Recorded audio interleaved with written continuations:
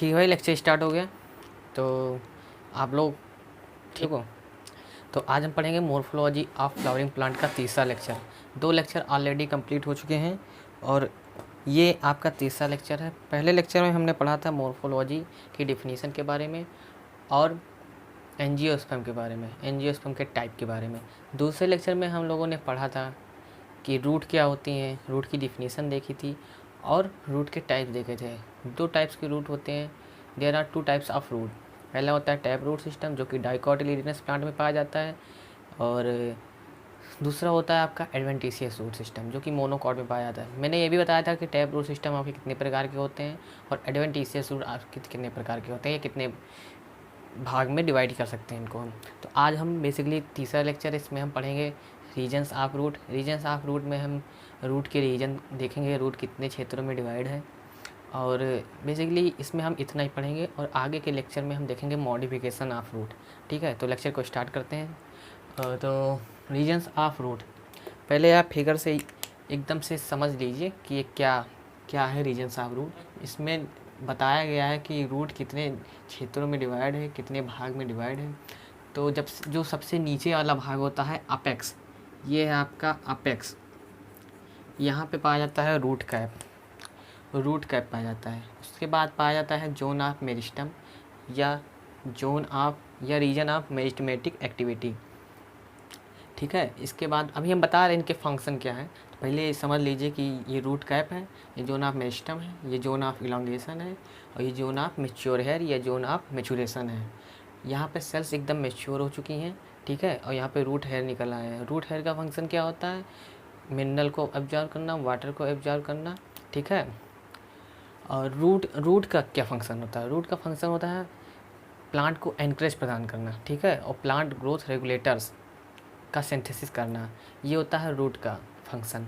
ठीक है, root cap का फंक्शन क्या होता है? रूट कैप का फंक्शन होता है आपका बेसिकली ये प्रोटेक्शन का काम करती है रूट के। जैसे रूट जब सॉइल में जा रहा होता है तो ये इसको प्रोटेक्ट करती हैं, ठीक है, टूटने से बचाती हैं। ये म्यूसिलेज भी सिक्रीट करती हैं, रूट कैप म्यूसिलेज भी सिक्रीट करती हैं, जो कि आपके मिट्टी में जाने के लिए एक सहायता प्रदान करता है रूट को, ठीक है।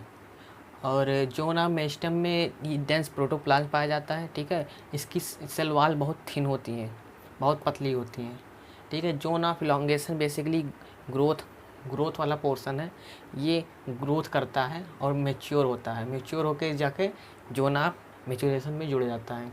जोन ऑफ मैच्योरेशन में रूट हेयर पाई जाती हैं जो हमने बताया आपको, ठीक है। तो चलिए देख लेते हैं, इसको पढ़ लेते हैं। रूट कैप क्या होता है? रूट कैप एक थिम्बल लाइक स्ट्रक्चर होता है जो कि रूट को कवर करता है। Cover the root, protects the tender apex. मैंने अभी बताया ये अपेक्स है, ये आप रूट कैप जो है ये टेंडर अपेक्स को प्रोटेक्ट करता है। पोसेस स्टार्च ग्रेन, इसमें स्टार्च ग्रेन पाई जाती है। That takes part in graviperception. Graviperception मतलब the perception of the gravity, gravity की ओर जाने के लिए ये आपका रूट कैप हेल्प करती हैं बेसिकली। और म्यूसिलेज सिक्रीट करती हैं, म्यूसिलेज सिक्रीट करती हैं तो मिट्टी लिबली लिबली हो जाती है, जिससे मिट्टी में नमी आ जाती है और रूट आसानी से मिट्टी में जा पाती हैं, ठीक है। और रूट कैप जो है आपका ये absent in floating hydrophytes, hydrophytes में एब्सेंट होता है। ये बहुत ही इंपॉर्टेंट क्वेश्चन है आपका, नीड में आ सकता है कि उन फ्लोटिंग हाइड्रोफाइट्स में रूट कैप की जगह पे क्या पाया जाता है? फ्लोटिंग हाइड्रोफाइट्स की जगह पे फ्लोटिंग हाइड्रोफाइट्स में रूट कैप की जगह पे क्या पाया जाता है? तो मैं आपको बता दूं, रूट कैप की जगह पे वहाँ पे रूट पॉकेट पाई जाती है। रूट पॉकेट का काम फंक्शन क्या होता है? फ्लोटिंग हाइड्रोफाइट्स पिस्टिया आइकोनिया लेमना बेसिकली ये बैलेंसिंग का काम करती हैं। पिस्टिया आइकोनिया लेमना, इनमें रूट कैप एब्सेंट होता है, इनकी जगह पे रूट पॉकेट पाया जाता है। रूट पॉकेट का फंक्शन बैलेंसिंग का काम करना, ठीक है। उसके बाद हम देखते हैं जोन ऑफ मेरिस्टम, यानी इसको जोन ऑफ मेरिस्टम को रीजन ऑफ मेरिस्टमेटिक एक्टिविटी भी कहते हैं, ठीक है। सेल्स आर वेरी स्मॉल, इसकी सेल्स बहुत स्मॉल होती हैं। और फिर इसमें डेंस प्रोटोप्लाज्म पाया जाता है, इसमें डेंस प्रोटोप्लाज्म होता है, ठीक है। दे डिवाइड रिपीटेडली, ये बहुत तेज़ी से डिवाइड करती हैं, डिफ्रेंशिएट करती हैं और फिर, ठीक है, तो जोन ऑफ इलांगेशन को देखते हैं बच्चों। क्या है जोन ऑफ इलांगेशन में? रैपिड इलांगेशन एंड इन्लार्जमेंट होता है। ये बेसिकली ग्रोथ के लिए रिस्पॉन्सिबल होता है, इसलिए इसका नाम रख दिया गया जोन ऑफ इलांगेशन। इसकी cells gradually differentiate and mature होती हैं और जाके ये जोन ऑफ मेच्योरेशन में जुड़ जाती हैं। ठीक है, ग्रेजुअली डिफ्रेंशिएट एंड मेच्योर। ठीक है, maximum growth of root occur in this zone. ये क्वेश्चन CPMT में आ चुका है। Maximum growth of root occur in this zone of elongation में मैक्सिमम ग्रोथ ऑफ रूट होता है। ठीक है, रिस्पॉन्सिबल फॉर द ग्रोथ, ये हम अभी देख चुके हैं। उसके बाद जोन ऑफ मेचुरेशन में देखते हैं। जोन ऑफ मेचुरेशन क्या है?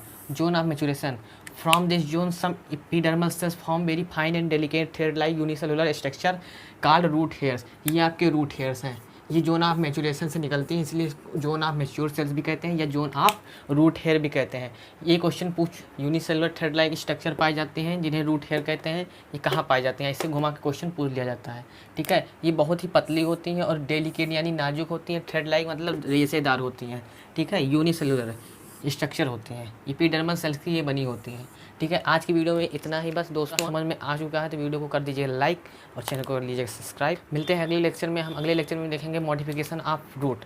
मॉडिफिकेशन ऑफ रूट पढ़ने के बाद हम अगले लेक्चर में देखेंगे स्टेम के पढ़ने के बाद अगले लेक्चर में देखेंगे मॉडिफिकेशन ऑफ स्टेम। ठीक है, तब तक के लिए गुड बाय।